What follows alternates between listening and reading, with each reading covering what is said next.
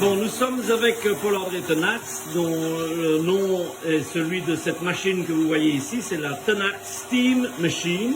Et nous avons ici le mécanicien du mardi qui l'a restauré. Où sommes-nous, Paul-André? Eh bien, cher Serge, Louis.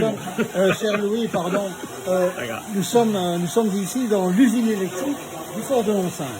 Alors, par usine électrique, on entend une centrale électrique où se trouve un moteur à vapeur qui entraîne une dynamo qui fournissait le courant continu vers le phare électrique, qui était un phare de recherche électrique très puissant, et également la dynamo alimentait l'éclairage du fer.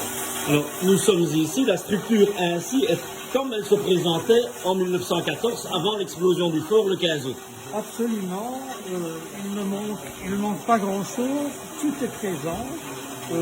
Alors, commente-nous un peu. Donc, on part de là. L'énergie venait par la machine à vapeur qui se trouvait à l'étage inférieur. L'énergie était produite par une chaudière qui était à l'étage inférieur. La vapeur alimentait le moteur à vapeur, qui est un moteur lameuse, qui a été construit dans les années 1890. Ce moteur lameuse est un moteur à simple expansion, mais déjà avec une détente variable. La détente variable visait déjà à économiser l'énergie et arrêter l'émission de vapeur juste avant un point mort, vers un point mort arrière. Alors, cette machine à vapeur actionnée par le ruban et la roue arrière, la dynamo, qui est une dynamo quasi comme Graham les avait dessinés. Oui, enfin, ça c'est une dynamo pas vraiment grave, c'est une dynamo shock-up qui permettrait de les raffiner.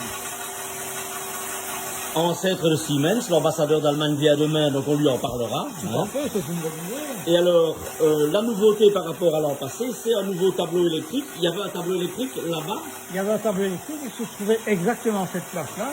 Ce n'est pas exactement le même tableau électrique. Ce tableau électrique, nous l'avons récupéré en Normandie.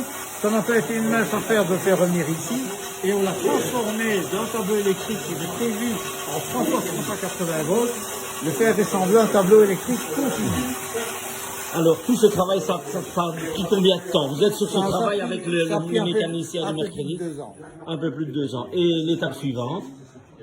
L'étape suivante ici, bon, il y a plus grand chose à faire, mais nous sommes en train de restaurer le moteur des ponts, un moteur fétu de fils, qui a été fabriqué au quai du Londeau, à Huel, et ce moteur-là sera certainement présenté aux alentours du mois de novembre, et il sera placé dans l'escarpe de gauche, dans la salle dite la salle canon. Et ce moteur servait à?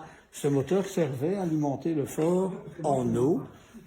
Ce moteur actionnait les pompes qui tiraient l'eau du puits. Très bien, ben voilà, rendez-vous pour novembre ou la présentation l'année prochaine aux festivités du 15 août. Et la cantine sera évidemment présente et nous aurons l'occasion d'y boire un d'y verre. boire un verre. Et peut-être pour mon anniversaire également. Et peut-être même deux. Absolument. Merci au mécanicien du mardi alors. Il n'y a pas de problème, cher ami. Il n'y a pas de problème.